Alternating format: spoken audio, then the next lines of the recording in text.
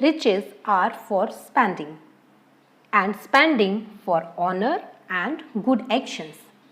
जो वेल्थ होती है, धन होता है, अमीरी होती है, वो हमेशा खर्च करने के लिए होता है.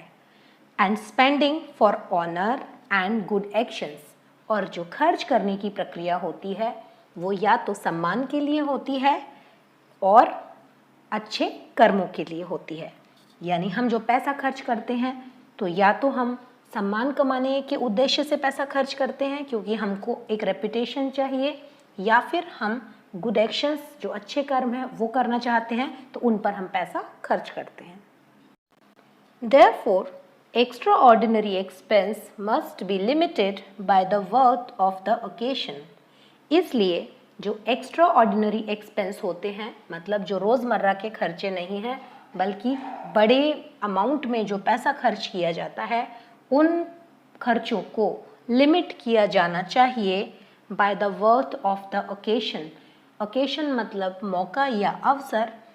उस अवसर की वर्थ देखकर, वर्थ मतलब वैल्यू या इम्पोर्टेंस, उस मौके की इम्पोर्टेंस या उसके महत्व को देखा जाना चाहिए कि क्या यह मौका इस योग्य है जिस पर इतना पैसा खर्च किया जाए, और उस मौके की वर्थ को देखकर ही उस खर्चे को भी लिमिट किया जाना चाहिए. For voluntary undoing may be as well for a man's country as for the kingdom of heaven. Voluntary का मतलब होता है स्वैच्छिक, जो आप अपनी इच्छा से करते हैं, और undoing का मतलब होता है पतन या डाउनफॉल. लेकिन यहाँ इसका मतलब पतन ना होकर यहाँ पूरा सब कुछ नष्ट करना या खर्च कर देना, इस सेंस में इस वर्ड को यूज़ किया गया है. तो अगर हम बात करें कि आप जब वॉलेंटरीली यानी स्वैच्छिक रूप से आप अपनी इच्छा से यदि अनडूइंग मतलब सारा पैसा अपना या बहुत सारा पैसा खर्च कर देते हैं तो मे बी एज वेल, तो आपका इस तरह से इतना खर्चा करना अच्छा हो सकता है फॉर अ मैन्स कंट्री, या तो तब उस स्थिति में जब आप वो पैसा अपने देश के लिए खर्च कर रहे हैं, यानी देशभक्ति की भावना से ओतप्रोत होकर आप देश के कल्याण के हित के लिए यदि पैसा खर्च कर रहे हैं तो वो जस्टिफाइड है, यानी वो सही ठहराया जा सकता है आपका इतना खर्चा करना. या फिर for the kingdom of haven. Kingdom of haven मतलब ईश्वर के कार्यों के लिए या मानवता के कार्यों के लिए, वे कार्य जो कि ईश्वर खुद चाहते हैं आपसे करवाना. सैल्वेशन के लिए, मोक्ष निर्वाण के लिए. सैल्वेशन का मतलब होता है मोक्ष. तो अगर आप मोक्ष पाने के लिए या ईश्वर के कार्यों के लिए अगर ज़्यादा पैसा, अपना लगभग पूरा पैसा भी खर्च कर देते हैं तो भी वो जस्टिफाइड है, तो उसमें कोई बुराई नहीं है. कहने का तात्पर्य है कि आप लेविशली या खुले हाथ से पैसा खर्च कर सकते हैं, बशर्ते वो या तो देश के लिए इस्तेमाल कर रहे हैं आप उस पैसे को, या फिर आप ईश्वर के कार्यों में उसको खर्च कर रहे हैं. But ordinary expense ought to be limited by a man's estate. लेकिन जहाँ तक बात ऑर्डिनरी एक्सपेंसेस की है, मतलब जो आपके डे टू डे एक्सपेंसेस हैं, डेली रूटीन में जो आपका खर्चा होता है, रोज़मर्रा के जितने भी खर्चे हैं, उनकी अगर बात करें तो उनको भी लिमिट किया जाना चाहिए बाय अ मैन्स एस्टेट. एस्टेट मतलब होता है संपदा या जायदाद. अभी यहाँ संपदा या जायदाद ना होकर इसका मतलब है आपकी टोटल अर्निंग, आपके टोटल रिसोर्सेज, आपके एसेट्स, आपके पास कितना चल अचल संपत्ति, कितना धन है, आपकी इनकम कितनी है. तो इन सब चीज़ों को देखते हुए जो आपके रोज़मर्रा के खर्चे होते हैं, डे टू डे एक्सपेंसेस, उनको भी लिमिट किया जाना चाहिए. And governed with such regard as it be within his compass. और उनको इस प्रकार से, इन खर्चों को इस तरह गवर्न किया जाना चाहिए, मतलब इस तरह संचालित किया जाना चाहिए कि विद सच रिगार्ड मतलब इस तरह से, इस मैनर में, इस ढंग से संचालित किया जाना चाहिए as it be within his compass, कि वो उस व्यक्ति के कंपास के अंदर ही अंदर हो. मतलब जिस प्रकार आप कंपास से एक चाप खींच देते हैं पेपर पर, तो उस चाप के बाहर आप नहीं जाते, ठीक उसी तरह से रोज़मर्रा के खर्चों के लिए भी एक बाउंड्री सेट करना ज़रूरी है जिस बाउंड्री के बियॉन्ड, जिस बाउंड्री के बाहर वो खर्चे नहीं जाएंगे। वो बाउंड्री है आपकी इनकम की, आपके रिसोर्सेज की, आपके एसेट्स की, कि आपके पास कितनी संपत्ति है, आपकी आय के कितने साधन हैं। आपकी टोटल आय से बाहर आपके खर्चे नहीं जाने चाहिए जो कि रोजमर्रा के होते हैं। And not subject to deceit and abuse of servants. और ये जो खर्चे हैं ये कभी भी डिसीट यानी कि छल, डिसेप्शन, कभी भी ये खर्चे डिसेप्शन के लिए मतलब धोखा देने के लिए, जो इमोरल चीज़ें हैं उनको प्रमोट करने के लिए ये खर्चे नहीं होने चाहिए। एंड अब्यूज़ ऑफ सर्वेंट्स, और ना ही इन पैसों को हमें सर्वेंट्स को एक्सप्लॉइट करने के लिए या उनके साथ कुछ बुरा करने के लिए भी पैसे का यूज़ नहीं करना चाहिए। And ordered to the best show that the bills may be less than the estimation abroad। और अच्छे प्रदर्शन के लिए, टू द बेस्ट शो मतलब आइडियली सबसे अच्छे प्रदर्शन के लिए जो ऑर्डर्ड है, हमें ये जो क्रम फॉलो करना है वो ये है कि जो हमारे बिल्स हैं मतलब हमारे जो खर्चे हैं may be less than the estimation abroad. जो हमारा एस्टिमेशन है मतलब बजट है, टोटल इनकम है, उससे हमारे खर्चे यानी बिल्स हमेशा कम होने चाहिए। यहाँ अब्रॉड का मतलब है बाउंड्रीज के बाहर, सीमाओं के बाहर, यानी हमारे खर्चे हमारी आय की सीमाओं के बाहर नहीं जाने चाहिए। Certainly, if a man will keep out of even hand, his ordinary expenses ought to be but to the half of his receipts। निश्चित रूप से यदि एक व्यक्ति इवन हैंड मतलब आइडियली, फेयरली, बिल्कुल सही सही आदर्श रूप से यदि अपना हाथ रखेगा, मतलब जितना हाथ खुला रखना है, जितना खर्चा करना है, अगर एक आदर्श परिस्थिति की बात करें तो हिज ऑर्डिनरी एक्सपेंसेस, जो उसके रोज़मर्रा के आम खर्चे होते हैं, और to be but to the half of his receipts. Receipt मतलब प्राप्तियाँ, जितनी भी उसकी इनकम है, जितनी भी उसकी आय है, जो कुछ उसको प्राप्त होता है उससे उसके रोज़मर्रा के खर्चे आधे होने चाहिए। मतलब आइडियली उसको ऐसा ही करना चाहिए। And if he think to wax rich but to the third part. और यदि कोई व्यक्ति रिच और आगे बढ़ना चाहता है और रिच बनना चाहता है यानी अमीर बनना चाहता है, तो उसको अपनी इनकम का केवल 1/3 हिस्सा ही खर्च करना चाहिए, बाकी हिस्सा बचाना चाहिए। It is no baseness for the greatest to descend and look into their own estate।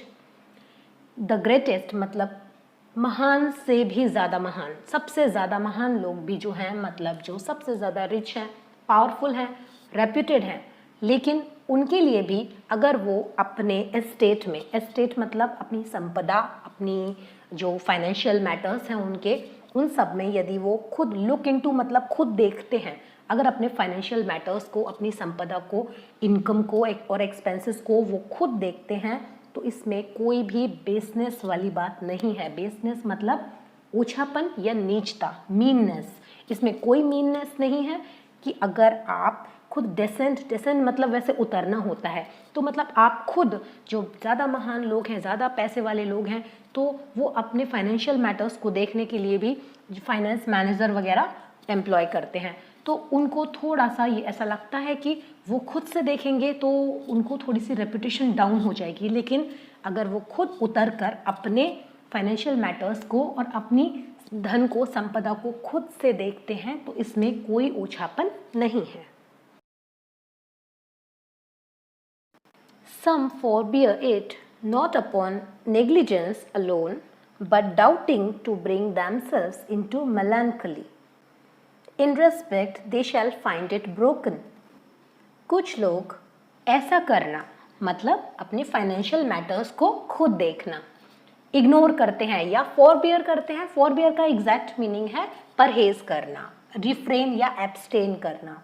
तो कुछ लोग अपने फाइनेंशियल मैटर्स को खुद देखने से सिर्फ इसलिए ही नहीं परहेज करते, नॉट अपॉन नेग्लिजेंस अलोन, सिर्फ इसलिए नहीं कि नेग्लिजेंस है। नेग्लिजेंस मतलब लापरवाही, केवल लापरवाही ही उसका कारण नहीं होता जो वो अपने फाइनेंशियल मैटर्स, जो उनके वित्तीय मामले होते हैं, उन्हें खुद नहीं देखते, but doubting to bring themselves into melancholy. melancholy मतलब होता है उदासी या जब आप बुरा महसूस करें, बल्कि वो अपने फाइनेंशियल मैटर्स यानी कि वित्तीय मामलों को इसलिए नहीं देखते क्योंकि उनको ये पता है कि वो उनको इस चीज़ से हर्ट होगा, उन्हें बुरा लगेगा और उनको उदासी महसूस होगी कि इतना पैसा खर्च हो गया। But wounds can not be cured without searching. बहुत अच्छी एक बात बेकन ने इसमें ये लाइन में कही है कि जो वुंड्स होते हैं, घाव होते हैं, can not be cured. Cured मतलब ठीक करना, तो घावों को ठीक नहीं किया जा सकता है विदाउट सर्चिंग, ढूंढे बिना। मतलब इसमें बेकन ने एक प्रोसीजर के बारे में बात की है, एक प्रक्रिया के बारे में। एक सर्जिकल प्रोसीजर होता है जिसमें जब घाव होता है तो उस वुंड में इंस्ट्रूमेंट डाल के पहले उसकी सफाई करते हैं, देन उसको हील करने के लिए, क्योर करने के लिए दवाएं वगैरह लगाते हैं।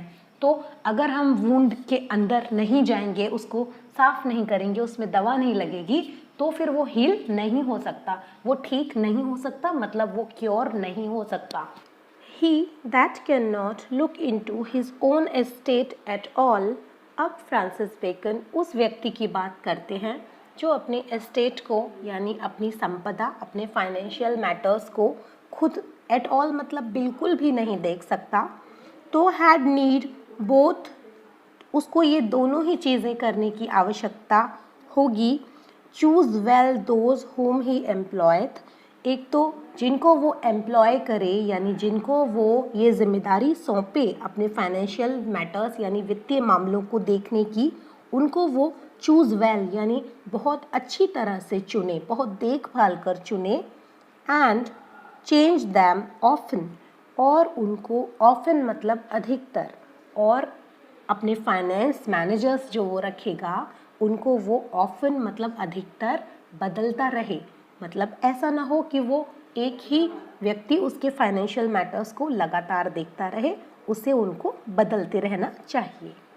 For new are more timorous and less subtle, क्योंकि जो नए सर्वेंट्स होते हैं वो ज़्यादा कायर होते हैं और कम जटिल होते हैं। कहने का मतलब है कि जो नए सर्वेंट्स होंगे, नए एम्प्लॉयज़ होंगे, उनको हैंडल करने में, उनके साथ टैकल करने में प्रॉब्लम नहीं आएगी, क्योंकि उनमें बहुत ज़्यादा कॉन्फिडेंस नहीं होगा और वो बहुत ज़्यादा आपको परेशान भी नहीं करेंगे। He that can look into his estate but seldom, it behoveth him to turn all to certainties। अब फ्रांसिस बेकन उन लोगों के विषय में कहते हैं कि जो लोग अपनी एस्टेट यानी अपनी प्रॉपर्टी और फाइनेंशियल मैटर्स को देखते तो हैं लेकिन सेल्डम, सेल्डम मतलब कभी कभी। आपने सुना होगा बार्किंग डॉग्स सेल्डम बाइट, यानी भौंकने वाले कुत्ते कम ही काटते हैं, तो वही सेल्डम है ये।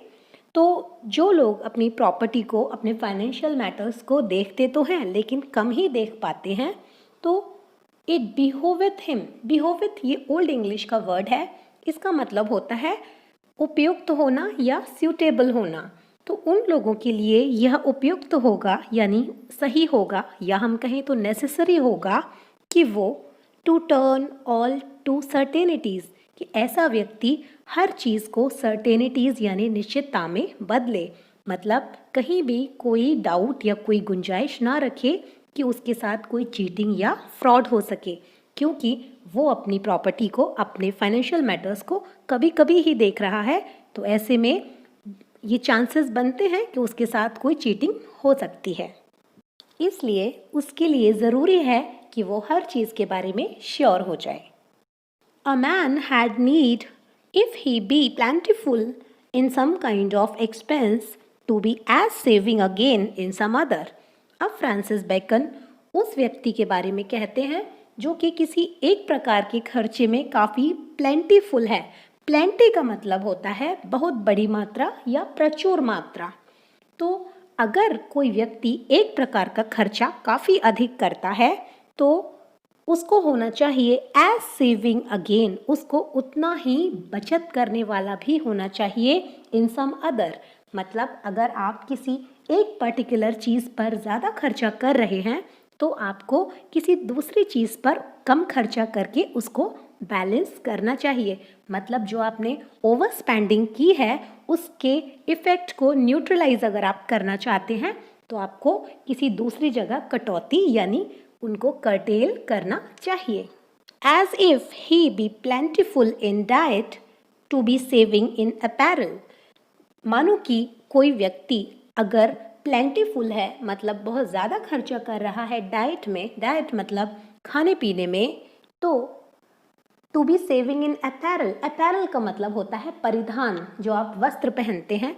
तो ऐसे व्यक्ति को अगर वो डाइट में ज़्यादा खर्च कर रहा है यानी खाने पीने पे ज़्यादा खर्च कर रहा है तो उसको अपने परिधानों पर कम खर्च करना चाहिए। इस प्रकार से वो अपने खर्चे को बैलेंस करेगा। If he be plentiful in the hall, to be saving in the stable and the like। Bacon कहते हैं कि यदि किसी व्यक्ति ने हॉल के डेकोरेशन में ज़्यादा खर्चा किया है, लेविशली खर्चा किया है, तो ऐसे खर्चे को बैलेंस करने के लिए उस व्यक्ति को अपने स्टेबल में, स्टेबल मतलब अस्तबल जहाँ पर घोड़े रखे जाते हैं, अस्तबल के मेंटेनेंस में कम खर्चा करना चाहिए या फिर उसको स्टेबल में कम घोड़े रखने चाहिए। क्योंकि ये चैप्टर उस समय लिखा गया था, ये जो ऐसे है फ्रांसिस बेकन ने उस दौर में लिखा था, तब बाइक और कार्स नहीं थे, लोग घोड़ों पर ही चला करते थे, इसलिए बेकन ने अस्तबल और घोड़ों का एग्जाम्पल दिया है। तो कहने का मतलब है कि एक तरफ यदि ज़्यादा खर्चा हो गया तो उसको बैलेंस हमें दूसरी तरफ कम खर्चा करके करना चाहिए। एंड द लाइक मतलब इसी प्रकार। अब बेकन हर चीज़ नहीं बता सकते, उन्होंने सिर्फ आपको एक फॉर्मूला दे दिया कि एक जगह ज़्यादा खर्चा किया है तो दूसरी जगह खर्चे को कम करिए। इस चैप्टर को हम इस वीडियो के पार्ट 2 में कंटिन्यू करेंगे।